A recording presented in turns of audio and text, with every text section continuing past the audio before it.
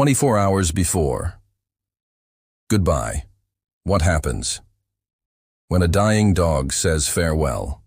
The cold fluorescent lights of Coastal Animal Clinic cast stark shadows across Abigail Morgan's tear-streaked face as she cradled Duke, her once mighty German shepherd, now reduced to skin and bones in her trembling arms. His breathing came in shallow gasps, each one feeling like it could be his last. "It's time, Duke," she whispered, pressing her forehead against his graying muzzle. "You fought so hard." Outside the window, thunder rumbled, echoing the terrible day 5 years ago when hurricane waters stole everything she loved, everything except this loyal dog who had pulled her from the floodwaters when hope seemed lost. Dr. Rivers entered, syringe in hand, his face a mask of professional compassion. But as he approached, something caught his eye. He frowned, leaning closer to examine Duke's face. "Wait," he said, setting the syringe down. "Something's not right." Abigail looked up, confusion mingling with grief as the veterinarian's words hung in the sterile air between them. "We can't put him down. Not today." Let's pause here to invite you to leave a like, share your thoughts in the comments, and tell us the city you're reading from. Now let's dive back into the story. Abby Morgan had been a trauma nurse at Mercy Hospital in Oak Ridge for nearly a decade, but no amount of professional experience with suffering prepared her for watching her beloved companion waste away. At 36, she lived alone in a modest cottage on the outskirts of town, in the same coastal community where she'd grown up. The landscape had been forever changed by the catastrophic hurricane 5 years earlier, a storm that took her parents, her younger brother, their family home, and all the memories held within its walls. The authorities had warned residents to evacuate, but Abby's father, stubborn to the end, insisted they could weather the storm. By the time the winds reached Category 5 and the storm surge breached the seawall, it was too late. Abby alone survived, pulled from the raging waters by a powerful German shepherd from the county's K9 rescue unit. Duke had found her clinging to the roof of a floating car, half conscious and hypothermic. The dog had somehow dragged her to higher ground where rescue workers could reach her. In the aftermath, when Abby learned that Duke's handler had perished in a separate rescue attempt, she couldn't bear the thought of the hero dog being sent to another handler, or worse, retired to a kennel. She adopted him, and they healed. Together, two survivors bound by shared trauma and quiet resilience. Dr. Nathan Rivers wasn't just any veterinarian. A former Army vet who had served alongside military dogs in Afghanistan, he carried both visible and invisible scars from his service. A small scar traced from his right temple to his cheekbone, often drawing curious glances, but it was the memories that troubled him more. After leaving the military, he'd briefly worked for Animal Health, Inc., before ethical concerns prompted his departure, a chapter of his life he rarely discussed. He recognized the profound bond between handler and dog, having witnessed it countless times in the field, where such connections often meant the difference between life and death. Until 3 months ago, Duke had been the picture of health despite his advancing years. At 10, he still carried himself with the dignity of his training, his dark eyes alert and intelligent. Then came the arthritis diagnosis, followed by a prescription that would change everything. Normal for his age and breed, Dr. Rivers had said when diagnosing Duke's arthritis, prescribing Animal Health Inc.'s newest medication for aging canines, Giraur. The drug had been heavily advertised, with commercials showing elderly dogs romping like puppies again, their golden years extended with dignity and comfort. Abby hadn't hesitated to start the treatment, despite the hefty price tag of $150 per month, a substantial sum on a nurse's salary. Duke deserved whatever might ease his path into old age. What Abby couldn't know was that the medication, promising to ease Duke's golden years, was slowly poisoning him. At first, the changes were subtle: decreased appetite, increased thirst, sleeping more than usual. Abby attributed these signs to normal aging, perhaps accelerated by the arthritis itself. But by the 6-week mark, the deterioration became impossible to ignore. Duke's once lustrous coat became dull and brittle. His eyes, previously bright and alert, now appeared yellowed and unfocused. Most alarming were the tremors that occasionally racked his body, leaving him whimpering in pain. Abby had called Dr. Rivers twice during this period, each time receiving reassurance that some adjustment was normal. Perhaps the dosage needs tweaking. Give it time, Dr. Rivers had advised. These new medications can take a while to reach their full effectiveness. But time only brought further decline. By the 3-month mark, Duke could barely rise from his bed without assistance. His powerful frame had become gaunt, muscle mass melting away despite Abby's desperate attempts to tempt him with his favorite foods. The spirited German shepherd, who had once pulled her from churning floodwaters, now needed her help to navigate the 3 steps down to the backyard. The financial strain compounded Abby's emotional distress. She had recently used her savings to help Marcus Williams, an 8-year-old patient whose family couldn't afford a critical surgery. With his dark eyes and brave smile, Marcus had reminded her of her lost brother. She couldn't regret helping him, but the decision had left her with no financial cushion, just when Duke's condition demanded extraordinary measures. When Duke began vomiting blood, Abby rushed him to the clinic, terrified and guilt-ridden for not acting sooner. Dr. Rivers ordered a battery of tests, the results painting a grim picture: liver dysfunction, potential kidney damage, neurological impacts, a systemic breakdown that defied easy explanation. "There are treatments we could try," Dr. Rivers explained gently. "Specialized medications, possibly dialysis, but they're experimental for canines, expensive." He hesitated. Given his age and the extent of the damage, there are no guarantees. The unspoken question hung between them. Was it fair to prolong Duke's suffering?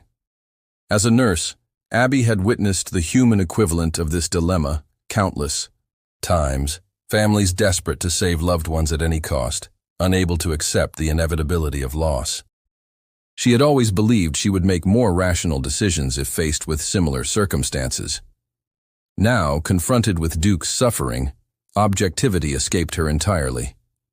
For 3 sleepless nights, Abby researched treatment options, called specialists as far away as New York, even considered selling her car to fund Duke's care.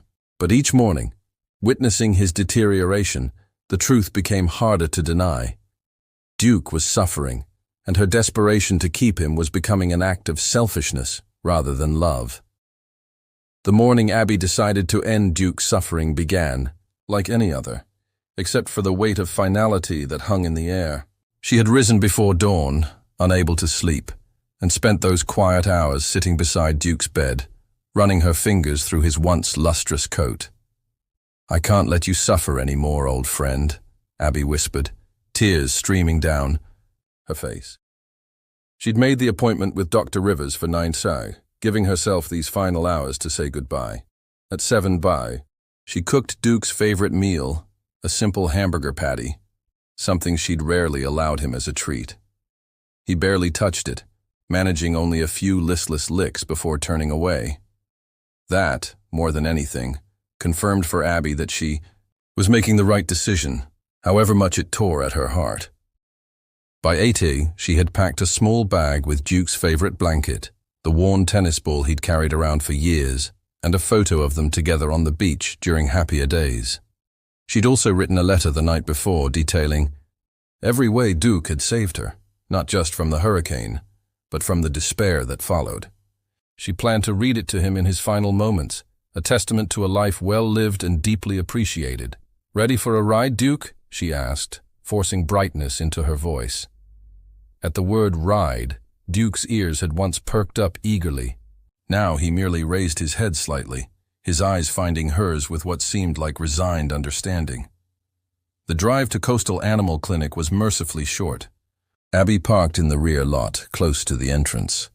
Dr. Rivers had suggested they use a private door to spare them walking through the main waiting room with its curious eyes and healthy pets. The doctor was waiting for them, his kind face solemn, as he helped Abby guide Duke into the specially prepared room. "Take all the time you need," he said softly. leaving them alone with the promise to return when Abby signaled she was ready. The euthanasia room was nothing like the sterile, clinical space Abby had feared. Dr. Rivers had transformed it with soft lighting, comfortable blankets spread on the floor, and even a small vase of fresh flowers on the windowsill. Abby settled onto the blankets, guiding Duke to lie beside her, his heavy head resting in her lap. With trembling hands, she unfolded her letter and began to read. "My dearest Duke," she started, her voice catching. "How do I begin to thank the dog who saved not just my life, but my soul? When the hurricane took everything I loved, you pulled me from the darkness, literally and figuratively." She read on, recounting their years together, the quiet companionship, the nightmares from which he'd woken her with gentle nudges, the slow rebuilding of a life forever altered by loss. By the time she finished, her tears had soaked into Duke's fur, but there was also a sense of peace. She had said everything she needed to say. Abby pressed the small button Dr. Rivers had left, signaling she was ready. When he entered, syringe in hand, she felt a strange calm. This final act of love, sparing Duke further suffering, was the least she could do for the dog who had given her so much. Dr. Rivers knelt beside them, his movements gentle and unhurried. He carefully examined Duke one last time, checking his gums, his eyes, the rhythm of his labored breathing. It was then that his professional demeanor changed, a slight frown crossing his features. "Abby," he said slowly, "has Duke been displaying any symptoms besides the pain and weakness? Any changes in his eyes or skin tone?" Confused, Abby nodded. "His eyes have been yellowing a bit, and he's had some redness around his muzzle. I assumed it was just part of his decline." Dr. Rivers set the syringe down and pulled a small penlight from his pocket, examining Duke's eyes more closely. "And you said these symptoms started after he began taking Gero?" "Yes, within a few weeks."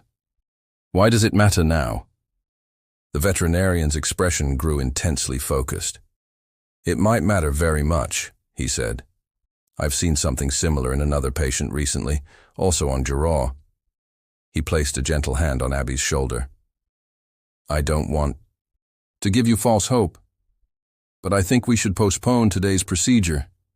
Would you be willing to try something? Stop the medication completely and bring Duke back in a week."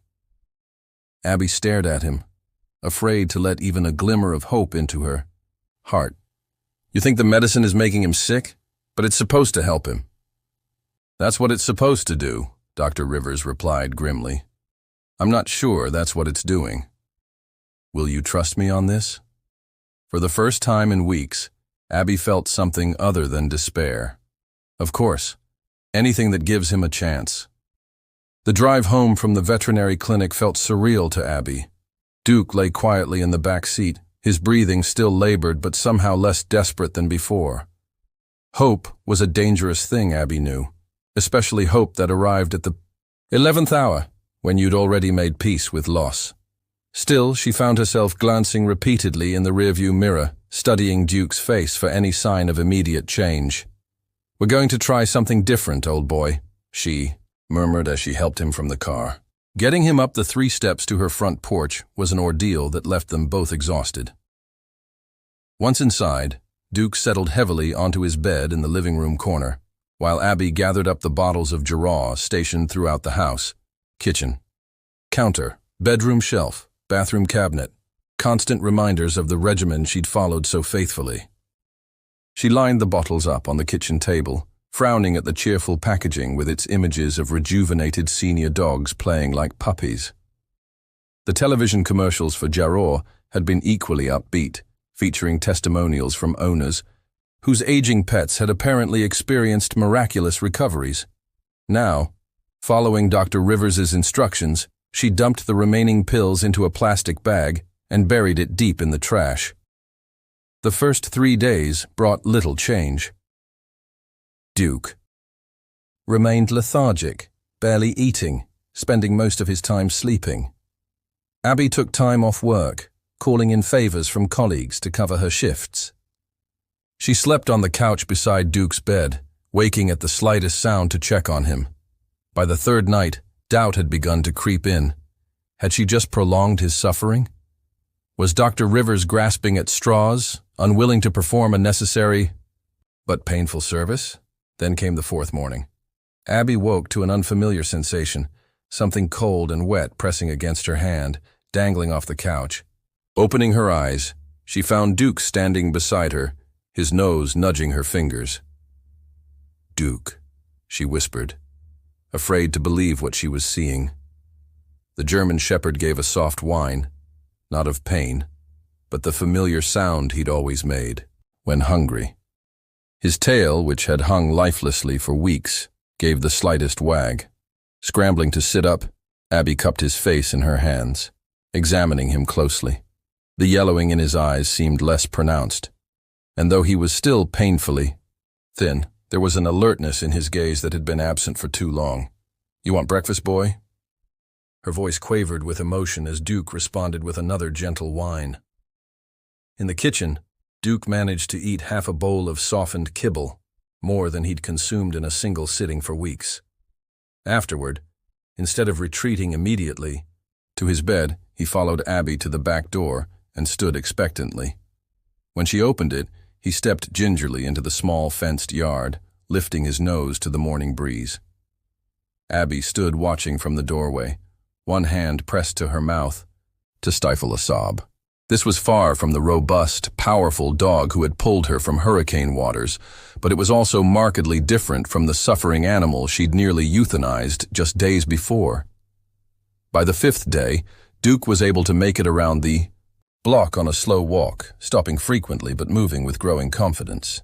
On the sixth day, when the mail carrier approached the house, Duke actually barked, a hoarse shadow of his once authoritative warning, but a bark nonetheless. When Abby called Dr. Rivers to report these changes, his response was measured but encouraging. "Bring him in tomorrow as planned," he said. "I want to run some tests, see if what I'm suspecting holds water." "And what are you suspecting?" Abby asked. There was a pause. "I'd rather not say until I'm more certain." "Just keep doing what you're doing. No medication, good food, gentle exercise." The following morning, Abby and Duke returned to the clinic, this time through the front entrance. Several people in the waiting room looked up in surprise. Many were locals who knew Duke's story, who had seen his decline, who had perhaps even heard about his scheduled euthanasia. "Isn't that the Morgan rescue dog?" she overheard one elderly woman whisper. "I thought he was on his last legs." Dr. Rivers welcomed them into an examination room, his face breaking into a genuine smile as Duke walked in under his own power. He conducted a thorough examination, drawing blood samples and checking Duke's vitals with methodical care. "His color is better," he noted, examining Duke's gums. "And the yellowing in his eyes has definitely decreased. Has his appetite improved?" "Daily," Abby reported.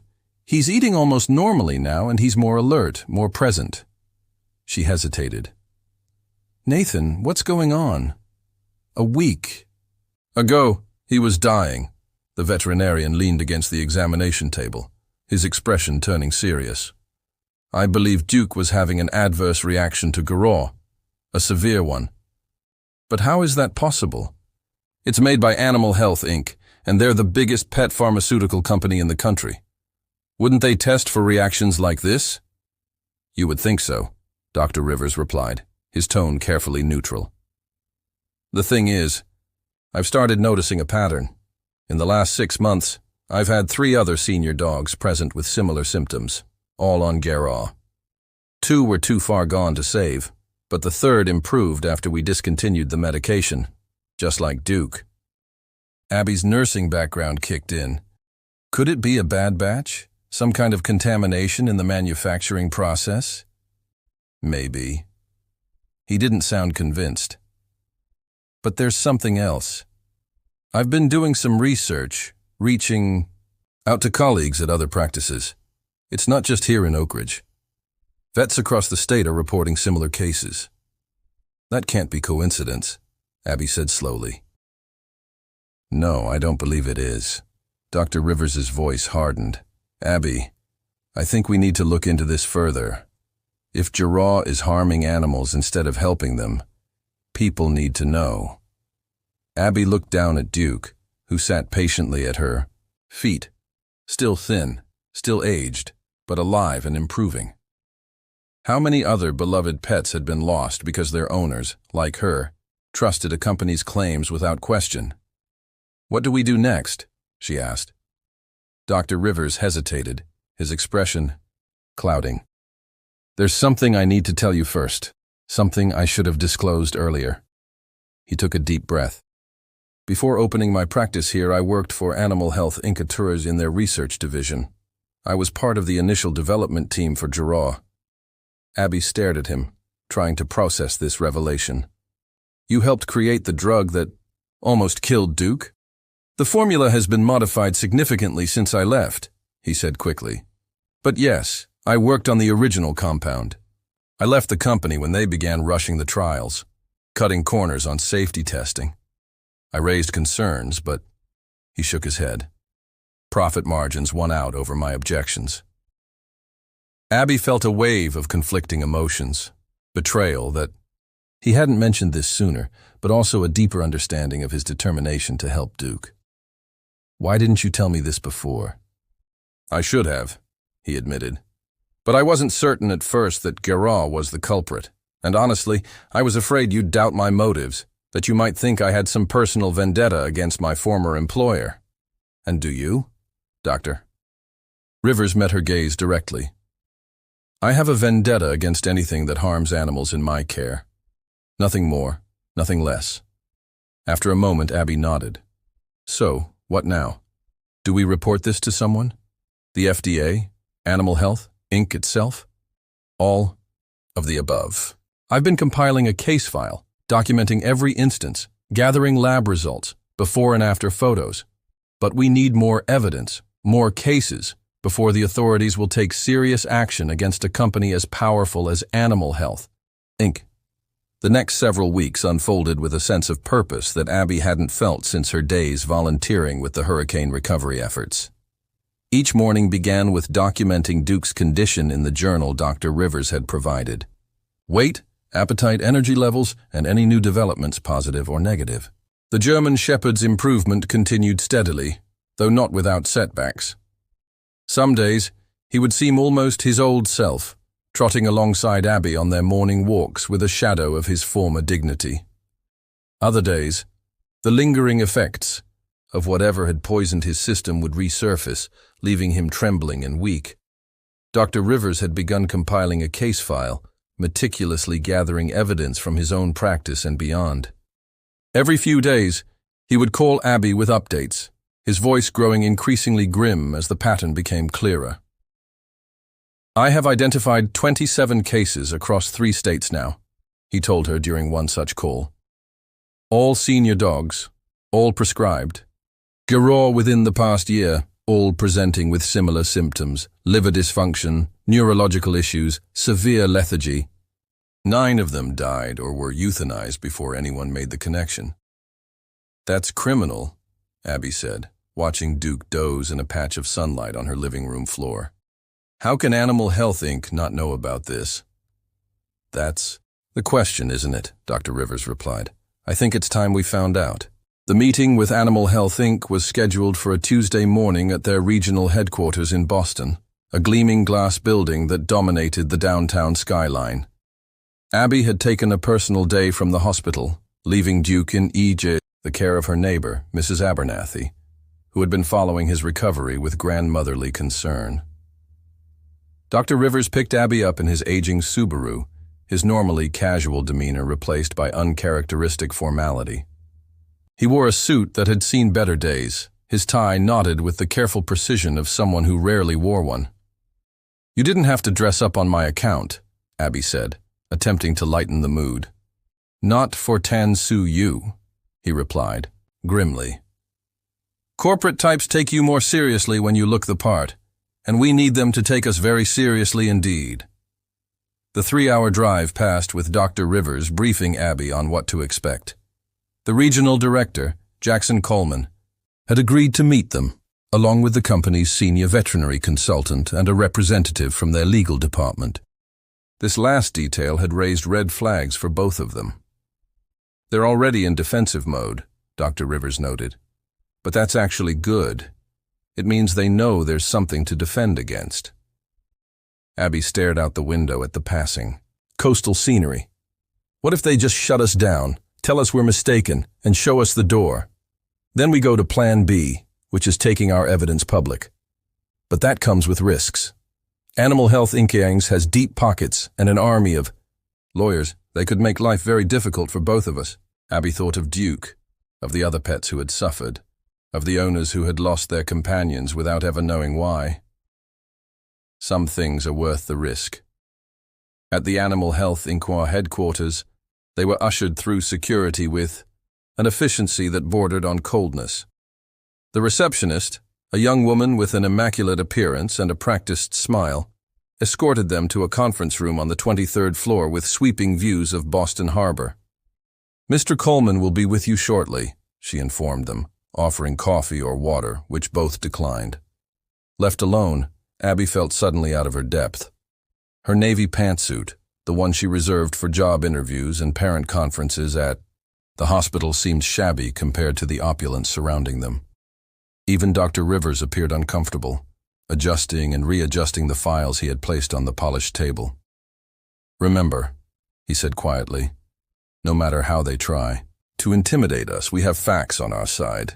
The door opened, admitting 3 people, a silver-haired man in his 60s with the confident bearing of long-time authority, a middle-aged woman whose white coat and stethoscope seemed calculated to establish medical credibility, and a younger man with sharp eyes who carried a leather portfolio and said nothing as he took his seat. "Dr. Rivers, Ms. Morgan," the older man began, extending his hand. "Jackson Coleman, Regional Director. Thank you for bringing your concerns to our attention. This is Dr. Patricia Lawson, our Senior Veterinary Consultant, and Mr. Victor Blackwood, our Chief Financial Officer." The introductions complete, Coleman settled into the chair at the head of the table, his expression a careful blend of concern and professional detachment. "Now, I understand you have some questions about our Gras product line." Dr. Rivers didn't waste time with pleasantries. "We have more than questions, Mr. Coleman. We have evidence that Gras is causing serious illness in the animals. It's supposed to be helping." He opened his file, sliding across several sheets of neatly organized data. "I've documented 27 cases so far, all with the same pattern of symptoms, all improving when the medication is discontinued." Dr. Lawson picked up the papers, scanning them with a frown. "This is quite an accusation, Dr. Rivers. Gras underwent extensive clinical trials before release. It's been on the market for 18 months with an excellent safety profile." "With respect, Dr. Lawson, the evidence suggests otherwise." Dr. Rivers pulled out more documentation. Blood test results, before and after photos, testimonials from pet owners. These aren't isolated incidents. They represent a pattern of adverse reactions that can't be dismissed as coincidence. Blackwood, who had remained silent until now, leaned forward. "Have you considered that these animals were already ill? Gras is prescribed for aging pets, many of whom have underlying conditions. Correlation doesn't equal causation." Abby, who had been observing quietly, found herself speaking up. "My dog Duke was healthy, apart from mild arthritis, when he started Gras. Within 3 months he was nearly dead. 1 week after stopping the medication, he showed marked improvement. That's not correlation. That's direct cause and effect." "One case hardly constitutes scientific evidence," Dr. Lawson replied, her tone condescending. "It's not just one case," Abby countered, her voice steady despite the anger building inside her. "Did you even look at the files Dr. Rivers provided? 27 cases, all with the same pattern." Coleman raised a placating hand. "We understand your concern, Ms. Morgan, and we take any potential issue with our products very seriously. But as Dr. Lawson pointed out, Gras has helped thousands of pets nationwide. The situations you're describing, while unfortunate, represent a tiny fraction of our user base. A fraction that's growing, Dr. Rivers said. And how many pet owners never made the connection? How many animals suffered or died because everyone assumed their decline was just the natural progression of age? The meeting continued for another hour, a frustrating dance of accusations and deflections. For every piece of evidence Dr. Rivers presented, the Animal Health Inc.'s representatives had a ready explanation or dismissal. By the time Coleman brought the meeting to a close, it was clear they had accomplished little. "We appreciate you bringing these concerns to our attention," he said, rising to signal the end of the discussion. "We'll certainly review your findings and conduct our own internal investigation. In the meantime, I assure you that Garraw remains a safe and effective product for the vast majority of pets." In the elevator descending to the lobby, Dr.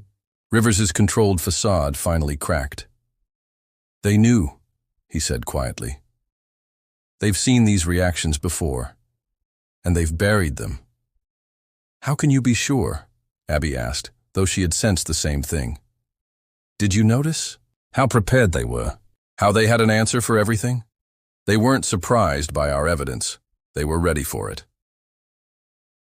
Back in the car, Dr. Rivers outlined their next steps, continuing to gather evidence, reaching out to more veterinarians, possibly contacting regulatory agencies.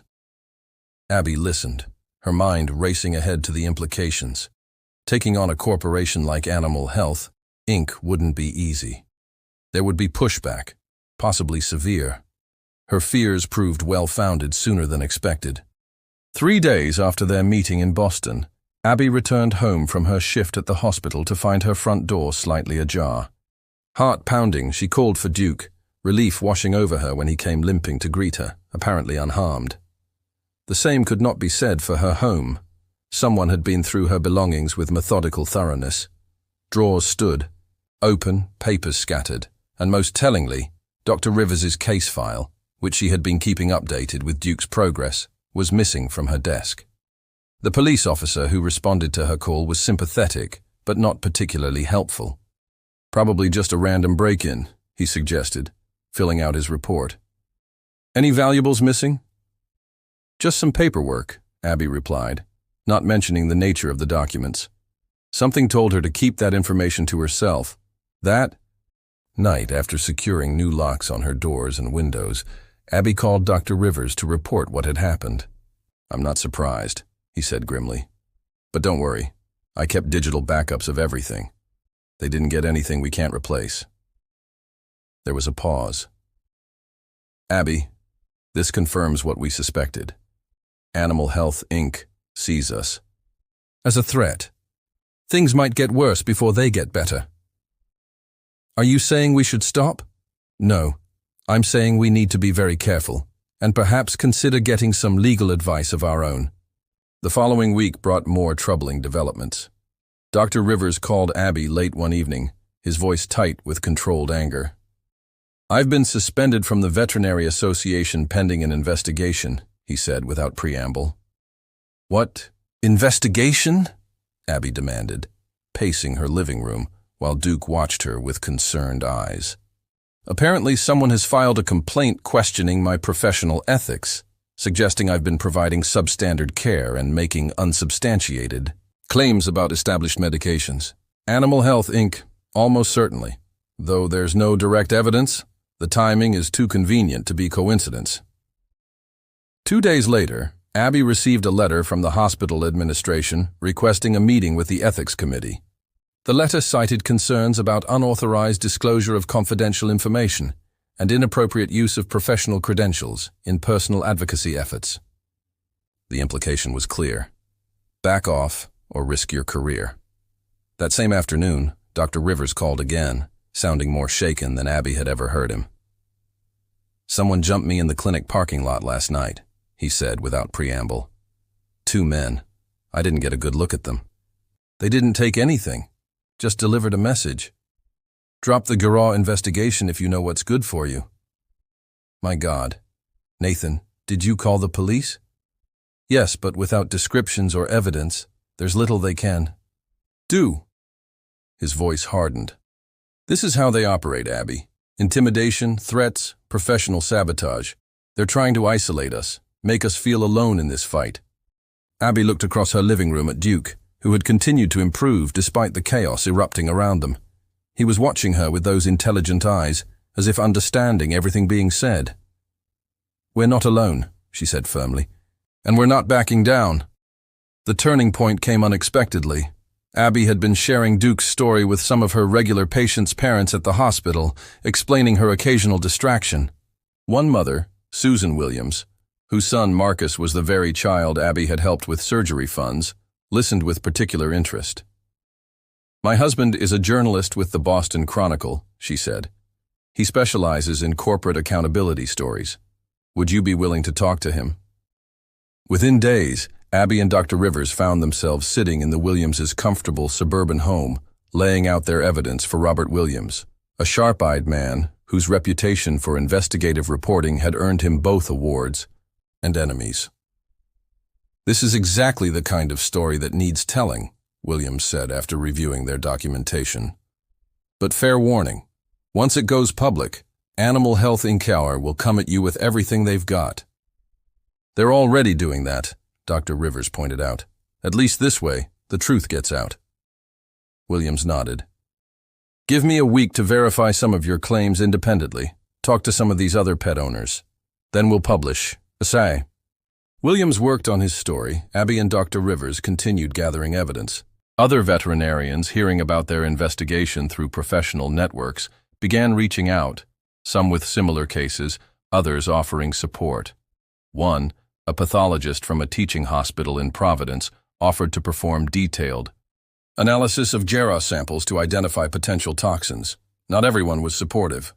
Several of Dr. Rivers' colleagues publicly distanced themselves from his unsubstantiated claims, and Abby received chilly receptions from certain hospital administrators. But for every door that closed, others seemed to open. A growing community of concerned pet owners formed an online support group, sharing stories and resources. By the time Williams called to say his story was ready, Abby and Dr. Rivers had compiled a damning body of evidence. The article, titled "Prescribed Poison: Questions Surround Popular Pet Medication," ran on the front page of the Sunday Chronicle, featuring Duke's story prominently alongside detailed accounts from other affected pets and owners. The response was immediate and overwhelming. By Monday morning, Animal Health Inc.'s stock had dropped 12 points. By Tuesday, the company had issued a statement temporarily suspending Gera sales pending an internal review. Local television stations picked up the story, featuring interviews with pet owners whose animals had suffered. Social media exploded with outrage, particularly when photos of before and after cases went viral. Abby's phone rang constantly, reporters seeking comments, pet owners sharing similar experiences, even anonymous calls alternating between gratitude and threats. Dr. Rivers faced similar pressure, but the tide of public opinion had shifted, decisively in their favor. The Veterinary Association that had suspended him announced a formal hearing, but influential members were already speaking out in his defense. It was during this whirlwind that Abby received the call that would change everything, a call from Jackson Coleman himself. "Ms. Morgan," he said, his voice lacking its previous confidence. "Animal Health Inc. would like to propose a meeting. Just you and Dr. Rivers with myself and our CEO.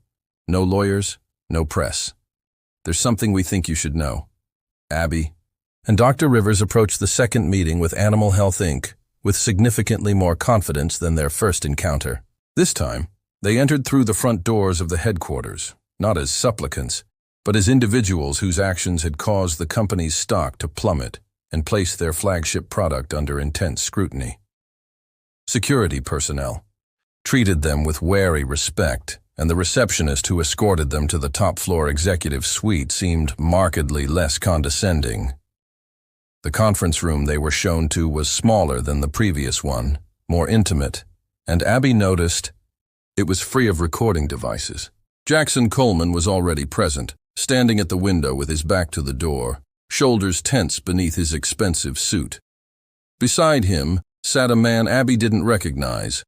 Older, with steel-gray hair and the weathered complexion of someone who'd spent considerable time outdoors despite his corporate position. "Ms. Morgan, Dr. Rivers," Coleman said, turning to greet them with forced cordiality. "Thank you for agreeing to this meeting. Allow me to introduce Edward Whitman, CEO of Animal Health, Inc." The older man stood, extending his hand with a grip that was firm without being aggressive. "I apologize for not being present at your previous meeting," he said, his voice carrying the slight drawl of someone who'd worked to hide a southern accent. "Had I known the nature of your concerns, I would have made it a priority." Dr. Rivers remained skeptical. "With respect, Mr. Whitman, we made the nature of our concerns quite clear when we requested that initial meeting." "Yes, you did," Whitman acknowledged, surprising them both. "And the information should have been escalated to me immediately. It wasn't. That failure of communication is the first of many things I need to address today." He gestured toward the chairs, surrounding the polished table. "Please sit. What I'm about to share isn't easy for me personally or for this company, but it's necessary." Once they were seated, Whitman folded his hands on the table, studying them for a moment before speaking. "I understand you've been investigating adverse reactions to Geraw," he began. "What you may not know is that internally we've been dealing with the same issue for nearly 6 months. Abby exchanged a glance with Dr. Rivers. This admission was unexpected. 6 months, Dr. Rivers repeated. Yet the product remained on the market. Yes. Whitman's face tightened. A decision I was not part of. As it happens, I've been focused on our European operations. I returned last week when our stock began to plummet, and I've spent the past 5 days conducting my own internal investigation. He looked directly at them. What I discovered was deeply disturbing. There have been documented adverse reactions in approximately 2% of animals taking Geraw, primarily dogs over 8 years old with certain genetic markers. 2% may sound small, Abby interjected, but given how widely this drug is prescribed, that represents thousands of animals. Precisely, Whitman agreed, surprising her again. Thousands of beloved pets suffering needlessly because critical information was suppressed. His jaw clenched momentarily. I want to be very clear. This suppression occurred without my knowledge and against company policy. The individuals responsible have been terminated. That's all very convenient, Dr. Rivers said, skepticism evident in his tone.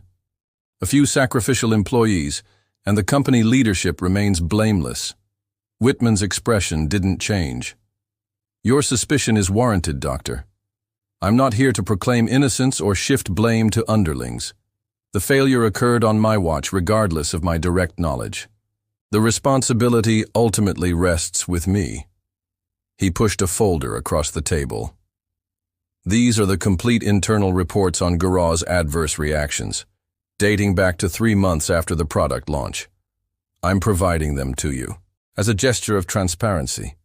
You'll find they align with and expand upon your own findings. Dr. Rivers opened the folder, scanning the contents with growing amazement. This is comprehensive. Case studies, chemical analyses, genetic factors.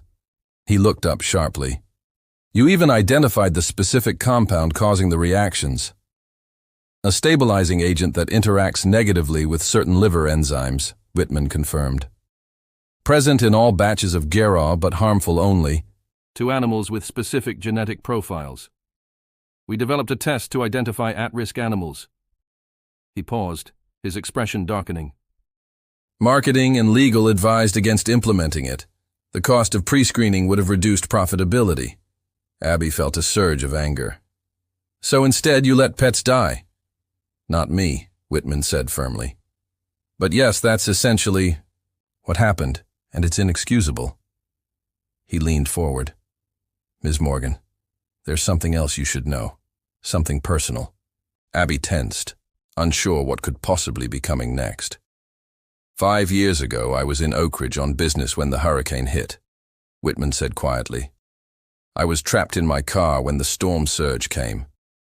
A rescue team reached me. A handler and a German shepherd. The dog pulled me out through the window just before my car was swept away. Abby's breath caught. Duke, she whispered. Whitman nodded slowly. I believe so, yes. The handler told me the dog's name was Duke. As they were getting me to higher ground, they left to help others. His eyes grew distant. I later learned that the handler didn't survive. And until your story broke, I had no idea what had happened to the dog that saved my life. Abby sat stunned, trying to process this revelation. The CEO of Animal Health, Inc., the very company whose product had nearly killed Duke, had himself been saved by Duke during the hurricane. That can't be coincidence, she finally managed. I don't believe in coincidences of that magnitude, Whitman agreed. When I saw the photo of your dog in the Chronicle article, I recognized him immediately. I've never forgotten those eyes. He drew a deep breath. Which makes the harm our product caused him all the more personal to me. A betrayal of the debt I owe. Dr. Rivers, who had been silently absorbing this revelation, finally spoke. What exactly are you proposing, Mr. Whitman? Because while this connection is certainly remarkable, it doesn't change the fact that your company produced and marketed a dangerous product, then tried to silence those who discovered the truth. You're absolutely right, Whitman replied. No amount of personal connection or regret changes those facts. He straightened in his chair. Here's what I'm proposing. First, we're immediately recalling all Jarrah products worldwide. Second, we're establishing a fund to cover veterinary expenses for any animal harmed by the medication. Third, we're implementing new safety protocols for all our products, including genetic screening when appropriate. He paused, gauging their reactions. Additionally, I would like to offer you both positions on a newly formed independent oversight committee. This committee will have full access to our research and development process, with authority to halt production if safety concerns arise. You would report directly to our board of directors, not to me or any other executive. Before either Abby or Dr. Rivers could respond, the door to the conference room opened abruptly. Victor Blackwood entered, his expression thunderous. Edward, what the hell is this? He demanded, waving a document. I just heard from legal that you've ordered a full recall without board approval. Do you have any idea what this will cost us? Whitman's face hardened. Abby Morgan, Dr. Rivers, this is Victor Blackwood, our CFO. Victor, I was just explaining to Ms. Morgan and Dr. Rivers why the recall is both necessary and non-negotiable. You can't do this, Blackwood insisted. Whitman interrupted. The financial implications are significant, but the ethical implications of not acting are far worse. And since I'm still CEO, the decision stands. Blackwood glared at Abby and Dr. Rivers. This is because of them, isn't it? These whistleblowers with their exaggerated claims. Do you know we've had offers to buy their silence? Very reasonable offers, which they've rejected. Dr. Rivers straightened. Excuse me? What offers? Abby suddenly understood. The break-in at my house, the attack in the parking lot. That wasn't just intimidation, was it? Someone was trying to approach us with a bribe. Blackwood's expression confirmed her suspicion before he could deny it. Victor, Whitman said, his voice dangerously quiet. Did you authorize attempts to silence these people? The CFO's silence was answer enough. Get out, Whitman said coldly. Go to your office and wait for security. Your employment is terminated, effective immediately. You can't. I can, and I have. Unless you'd prefer I call the police and discuss witness intimidation charges. Go now. The tentative victory with Animal Health, Inc. brought Abby a sense of cautious optimism. The company had begun its nationwide recall of Jarrah, established a victim compensation fund, and initiated the formation of the oversight committee that both she and Dr. Rivers had tentatively agreed to join. Duke continued to improve, his strength and vitality returning gradually but steadily. There were good days when he almost seemed his old self again, trotting beside Abby on their morning walks, his dark eyes alert and engaged with the world around him. But life has a way of tempering hope with harsh reality. 3 weeks after their meeting with CEO Edward Whitman, as the company began implementing the promised reforms, Duke took an alarming turn for the worse. It began with subtle signs that Abby, now hyper-vigilant about her companion's health, noticed immediately: a reluctance to eat, a heaviness in his movements that went beyond his usual arthritis. By the second day, Duke couldn't rise from his bed without assistance. His breathing labored, and his once bright eyes clouded with pain. "It doesn't make sense," Abby told Dr. Rivers over the phone, her voice tight with fear. "He's been off Garoff for nearly 2 months. He was getting better." "Bring him in right away," Dr. Rivers instructed, concern evident in his tone. "Sometimes these toxins can have delayed effects, or there might be permanent damage we didn't initially detect." The drive to the clinic was a blur of anxiety for Abby. Duke Patio 11. Duke lay quietly in the back seat, his massive head resting on a pillow, his eyes following her movements whenever she glanced back at him. There was a resignation in his gaze that frightened her more than any physical symptom, as if he understood something she wasn't yet ready to accept. Dr. Rivers was waiting for them when they arrived, helping Abby guide Duke gently into an examination room. His hands moved with practiced efficiency as he checked vital signs, drew blood, and conducted a thorough examination. "His kidney values are concerning," he said finally, studying the preliminary results. "And there's fluid building up in his lungs. I'd like to keep him overnight for observation and more comprehensive testing." Is it the Geraw?" Abby asked, her throat tight. "Some kind of relapse?" Dr. Rivers's expression was grave. "It could be residual damage from the medication, yes, but Duke is also an older dog with a history of trauma from his working days. There might be underlying conditions that were masked by the more acute symptoms from Geraw." Abby nodded, trying to process what she was hearing. "Will he—" She couldn't bring herself to finish the question. Dr. Rivers placed a gentle hand on her shoulder. "I don't know, Abby, but we'll do everything we can." Leaving Duke at the clinic was one of the hardest things Abby had ever done. She kissed JPEG his graying muzzle, promising to return first thing in the morning, then walked to her car on unsteady legs. The house felt unbearably empty without Duke's presence. No click of nails on hardwood, no heavy sigh as he settled in his favorite spot, no watchful eyes following her movements. She tried to distract herself by reviewing the legal documents their attorney had prepared regarding animal health, Inca's proposed settlement and oversight committee. The company appeared to be honoring its commitments, with the recall proceeding smoothly, and the victims' fund already accepting applications. But the words on the page blurred as Abby's thoughts continually returned to Duke. Sleep eluded her that night. She dozed fitfully on the couch, startling awake at every creak of the house, half expecting to hear Duke's familiar whine at the back door. By dawn, she had given up on rest entirely, brewing a pot of coffee and waiting impatiently for the hour when she could reasonably return to the clinic. Dr. Rivers called before she could leave. "Abby," he said, his voice carefully neutral, "I think you should come in as soon as you can." The measured tone told her everything she needed to know. "How bad is it?" A pause. "The tests show advanced kidney failure, likely developing for some time but accelerated by the Geraw. There's also evidence of a heart condition, something common in older shepherds.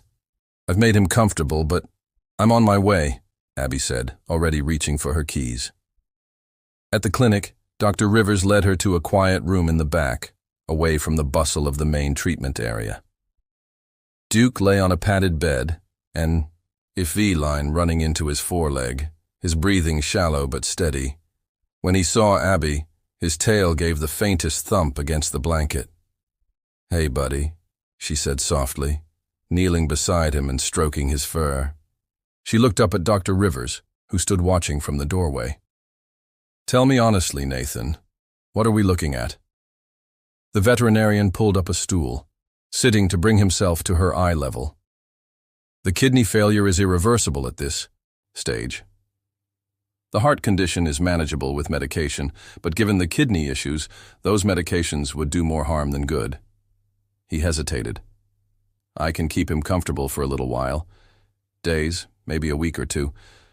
But he's suffering, Abby, and it will only get worse. The words hit her like physical blows. After everything they'd been through, the near miss with euthanasia, the fight against Animal Health, Inc., Duke's remarkable recovery, to end up back at this point seemed a particularly cruel twist of fate. So, we're back where we started, she said, her voice barely audible. Except this time, there's no last-minute reprieve. I'm so sorry, Dr. Rivers said, genuine anguish in his voice. If there was anything else I could do... Abby nodded, unable to speak past the tightness in her throat.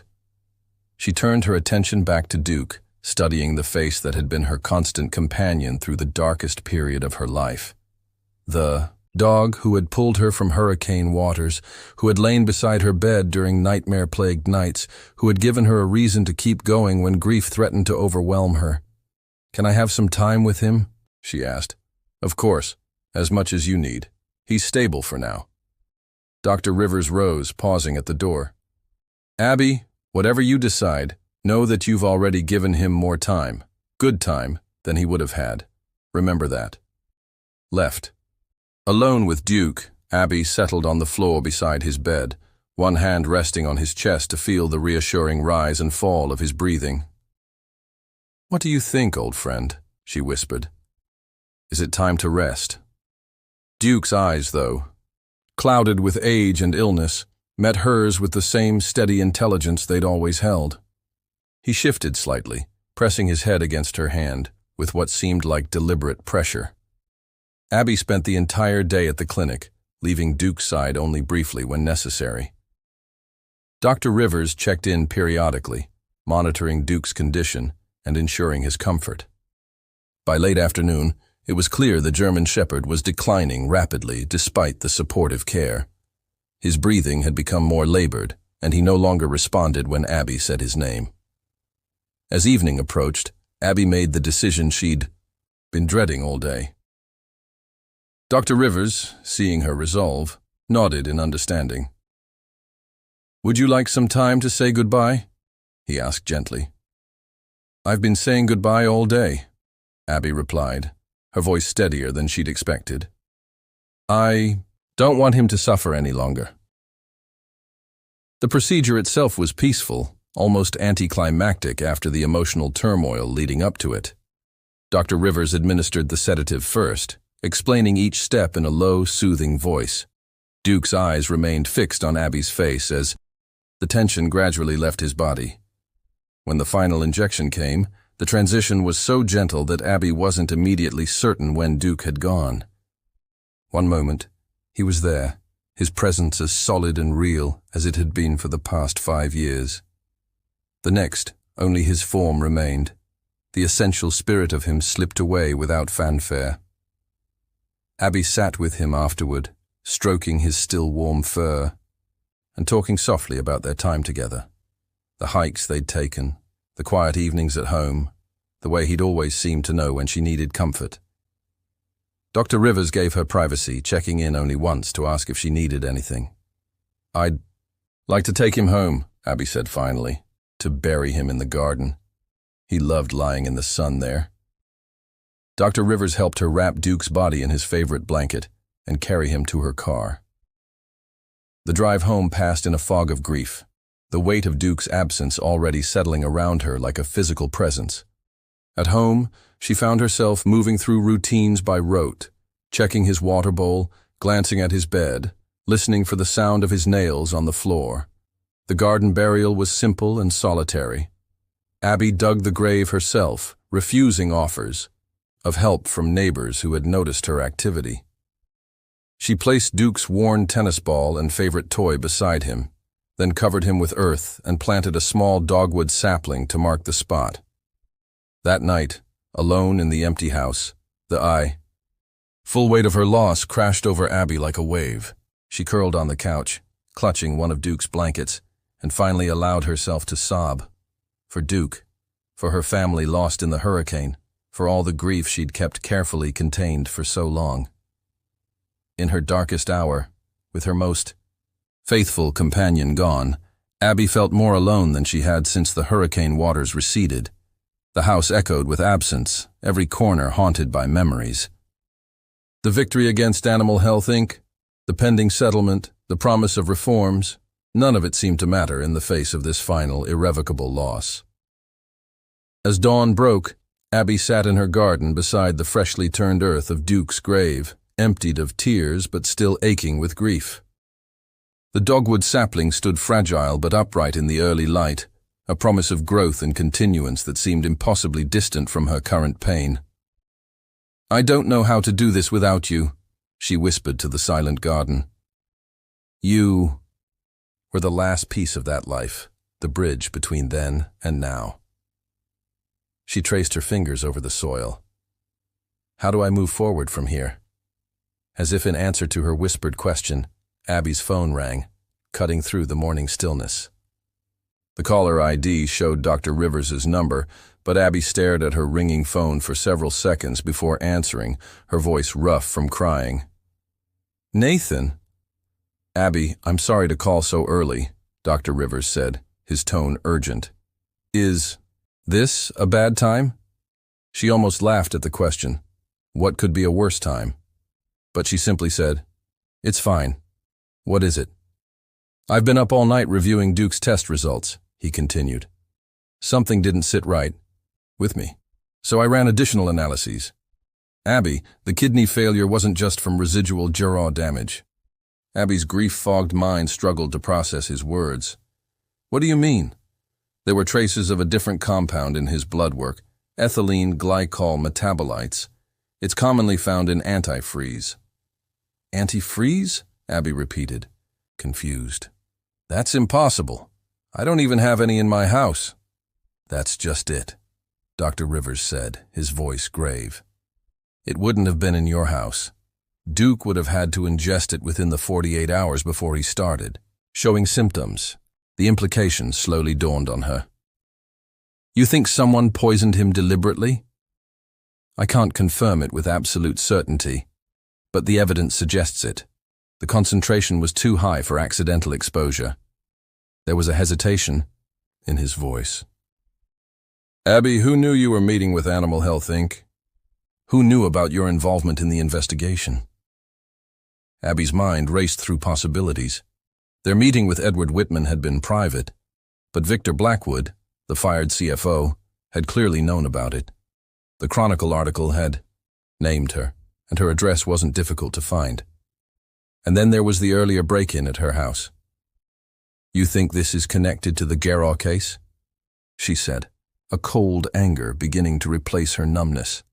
"Someone poisoned Duke to silence us or get revenge." "It's a possibility we need to consider," Dr. Rivers replied. "I've already contacted the police to report my findings. They want to speak with you as well." Abby looked at the fresh soil covering Duke's grave, the grief within her crystallizing into something harder and more focused. "I'll be right there." The following weeks passed in a blur of police interviews, legal consultations, and sleepless nights. The investigation into Duke's poisoning proceeded slowly, with forensic teams combing through Abby's yard and neighborhood for cues. Though nothing conclusive was found initially, the detective assigned to the case, a no-nonsense woman named Detective Morales, who had 2 German shepherds of her own, seemed personally invested in finding answers. "Whoever did this was careful," she told Abby after their 3rd meeting. "But people who do these kinds of things often get careless eventually. We'll keep looking." Meanwhile, the case against Animal Health Inc. had taken on new dimensions. When news of Duke's suspicious death broke, public outrage intensified. Edward Whitman issued a statement expressing shock and condemning the act, while reiterating the company's commitment to making amends for the Garraw situation. He also announced the temporary suspension of Victor Blackwood pending investigation into possible involvement, a move that sent the company's already struggling stock into another tailspin. Abby's attorney, a silver-haired woman named Margaret Linden who specialized in corporate malfeasance cases, advised caution. This changes things, she explained during a meeting in her downtown office. If we can establish a connection between Duke's poisoning and Animal Health Inc., even through a rogue employee, the settlement value increases dramatically. But more importantly, it potentially moves from civil to criminal territory. Dr. Rivers, who had accompanied Abby to the meeting, spoke up. What about the oversight committee Whitman proposed? Is that still on the table? It is, Margaret confirmed. In fact, Whitman has been surprisingly proactive throughout this whole ordeal. He's expanded the proposed committee's authority and added independent veterinary researchers to its roster. She turned to Abby. He's also asked specifically about your willingness to still participate, despite recent events. Abby hadn't given much thought to the oversight committee since Duke's death. Her focus had narrowed to finding whoever had poisoned him, with all other concerns receding into the background. But now, considering the possibility, she felt a stirring of purpose. Would it help?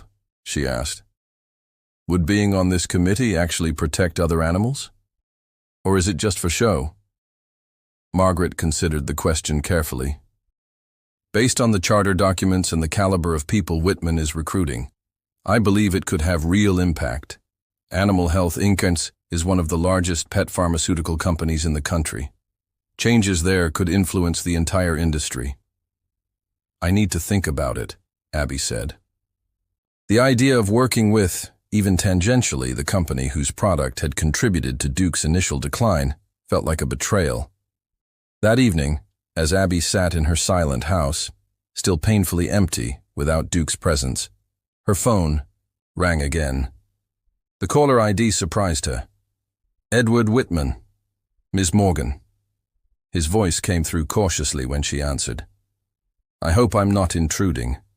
I wanted to express my personal condolences about Duke. What happened to him is unforgivable. Abby remained silent, unsure how to respond.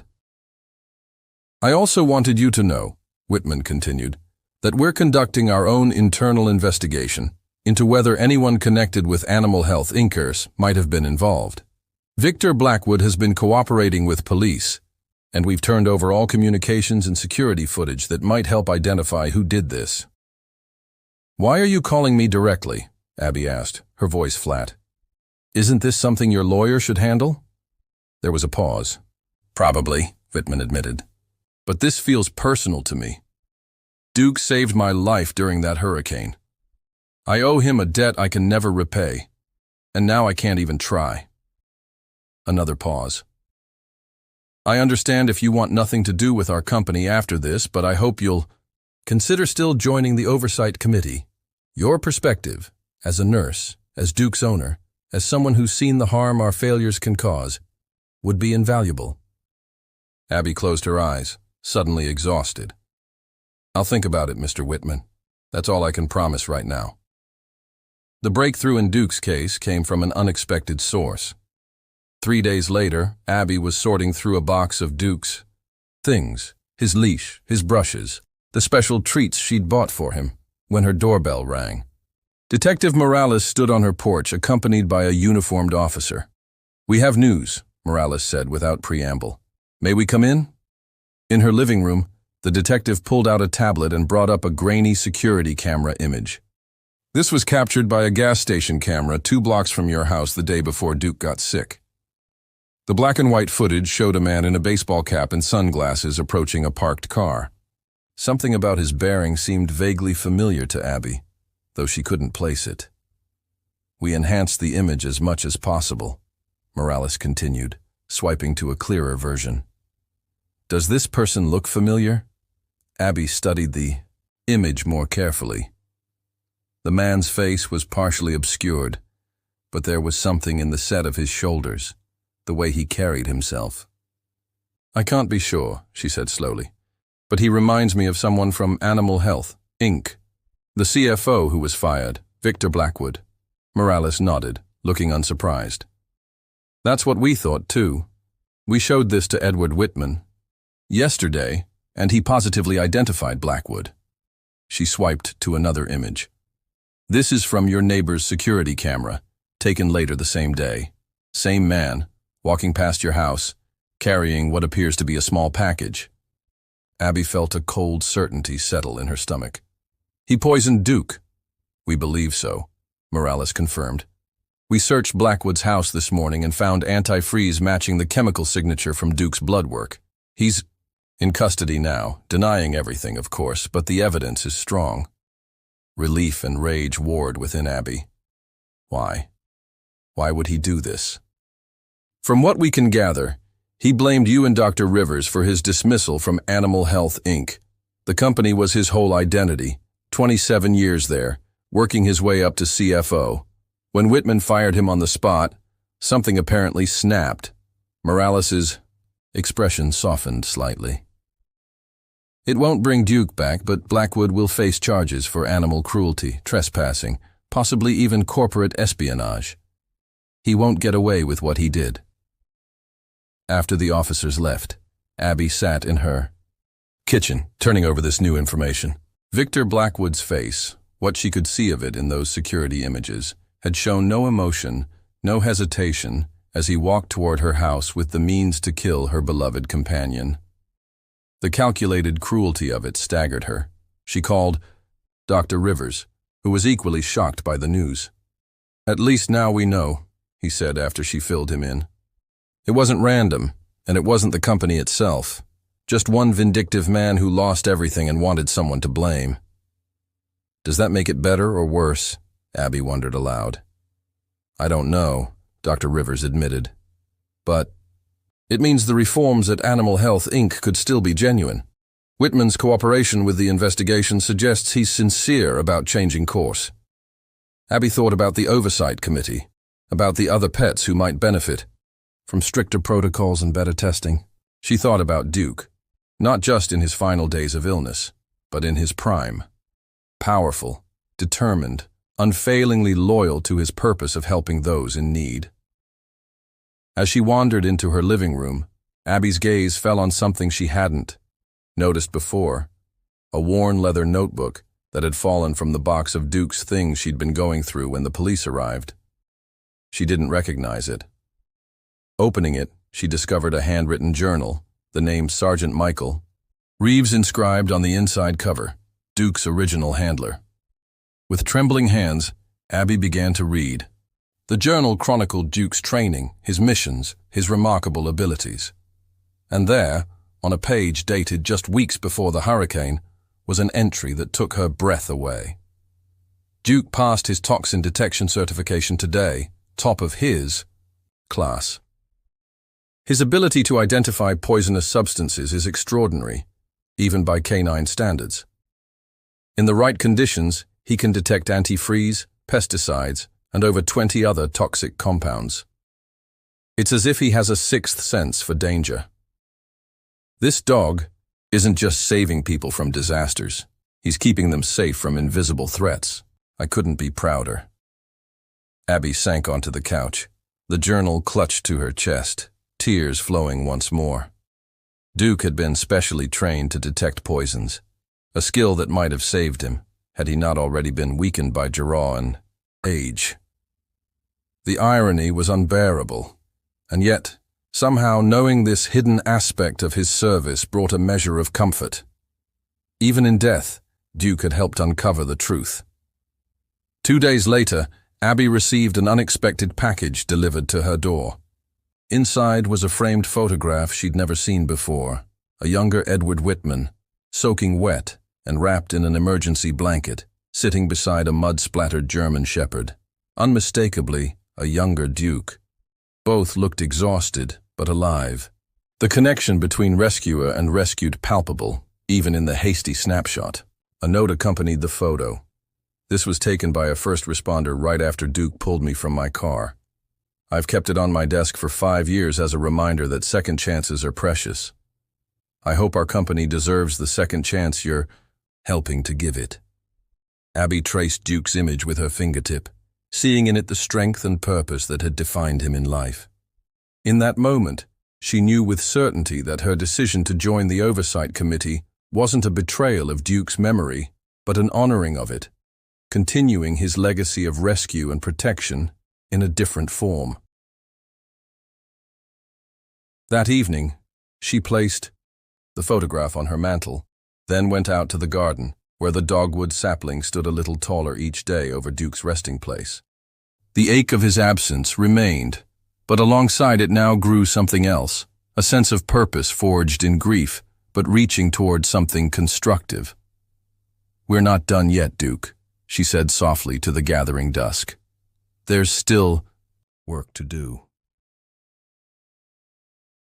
1 year later, Abby stood in her garden beside the dogwood tree that now stood nearly 5 feet tall. Its branches spread wide over Duke's resting place.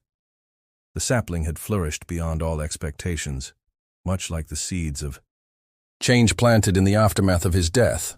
White blossoms covered its branches, a few petals drifting down to rest on the stone marker she'd placed there, simply inscribed, "Duke, he saved more than just lives. I think he would approve," came a voice from behind her. Abby turned to see Dr. Rivers, Nathan, as she now called him in their private moments, dressed in his customary khakis and button-down shirt rather than his veterinary scrubs. A folder was tucked under his arm. Of all of it, Abby smiled, a genuine expression that had become easier with the passage of time. "I think so too." She glanced at her watch. "Are we running late?" "Right on schedule," he assured her. "The others are meeting us at the community center. Everything's ready." Together they walked to Nathan's car, now a newer model, one of the few indulgences he'd allowed himself since the settlement money had been distributed. Abby had been more conservative with her portion, putting most of it into a foundation that now bore Duke's name. As they drove through Oak Ridge toward the community center, Abby reflected on the tumultuous year that had passed. Victor Blackwood had eventually pleaded guilty to animal cruelty charges, receiving a 3-year sentence that many in the community felt was too lenient. Animal Health, under Edward Whitman's leadership, had undergone a complete organizational restructuring, with the Independent Oversight Committee, including both Abby and Nathan, reviewing every aspect of their research and development process. The Garrow scandal, as it had come to be known, had rippled through the pet pharmaceutical industry, prompting new regulations and testing requirements. Other companies, seeing the financial and reputational damage Animal Health had suffered, rushed to review their own products and protocols. It wasn't a perfect system yet, but it was significantly improved. "Nervous?" Nathan asked as they pulled into the parking lot of the Oak Ridge Community Center. "A little," Abby admitted. "It's one thing to work behind the scenes on the committee. Public speaking is different." "You'll be great," he assured her. "Just speak from the heart like you always do." Inside, the large meeting room was already filling with people, veterinarians, pet owners, local officials, and reporters. A banner stretched across the front wall, reading, "The Duke Foundation, 1 year of progress." Tables along the sides displayed informational materials about pet medication safety, adoption opportunities from local shelters, and the Foundation's various initiatives. Edward Whitman was already there, chatting with the mayor. He spotted Abby and Nathan, excusing himself to greet them. Over the past year, their professional relationship had evolved into something approaching friendship, built on a shared commitment to reform and perhaps the unique connection they all shared with Duke. "Abby, Nathan," Whitman said warmly, shaking their hands. "Everything looks wonderful. You've accomplished so much in just 1 year." "We've had help," Abby acknowledged, including him in her glance. Whitman had been true to his word, not only supporting the Oversight Committee, but personally championing the Foundation's efforts.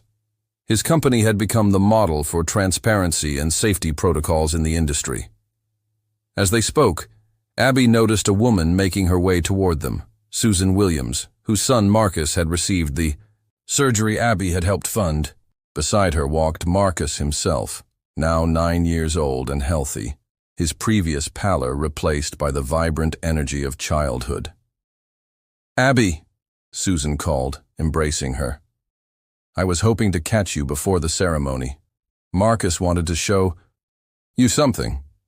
The boy proudly held up a photograph of a small brown puppy with oversized paws and floppy ears. "This is Scout," he announced. "We adopted him last week from the shelter. Mom says we wouldn't have him if it weren't for you and Duke." Abby knelt to his level, examining the photo with appropriate solemnity. "He's magnificent," she declared. "A very noble dog." "Dad says I have to train him properly," Marcus continued earnestly. "He might not be a hero like Duke, but he's going to be a really good dog." "I'm sure he will be," Abby agreed, feeling the familiar bittersweet pang that accompanied any mention of Duke, now softened by time and purpose. As more people arrived, including many who had lost pets to Jera and others whose animals had been saved by the recall, Abby made her way to the podium. The room quieted as she adjusted the microphone, looking out at the faces turned expectantly toward her. "A year ago," she began, her voice steady despite her nerves, "I lost my best friend. Many of you here today have experienced similar losses. The special grief that comes when we lose a companion animal who has become family to us. Duke was more than just a pet to me. He was my rescuer, my protector, my constant companion through the darkest period of my life." She paused, drawing a breath. What I didn't know then was that Duke would continue to rescue others even after he was gone. His story, our story, sparked a movement that has changed how pet medications are developed, tested, and monitored. It exposed practices that put profit over safety and brought about reforms that will protect countless animals in the future. Abby gestured to the tables of information around the room.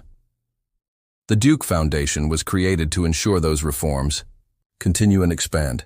In our first year, we've established a medication reporting system that allows veterinarians and pet owners to flag potential adverse reactions immediately. We've funded independent research into pet medication safety. We've provided financial assistance to families whose pets were harmed by unsafe products. And perhaps most importantly, she continued, her voice growing stronger, we've created a community where the human-animal bond is respected and protected. She looked toward Edward Whitman, acknowledging him with a nod. We've also seen that corporations can change, can learn, can do better when they choose to.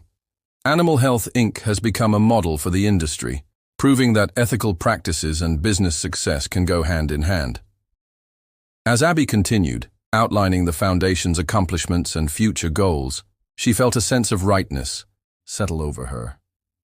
The raw wound of Duke's loss had gradually transformed into something productive, not diminishing her grief, but giving it meaning. After the formal presentation and the ribbon cutting for the Foundation's new local office, Abby found herself surrounded by well-wishers and supporters. Among them was Detective Morales, who had become a friend and valuable ally in the Foundation's work.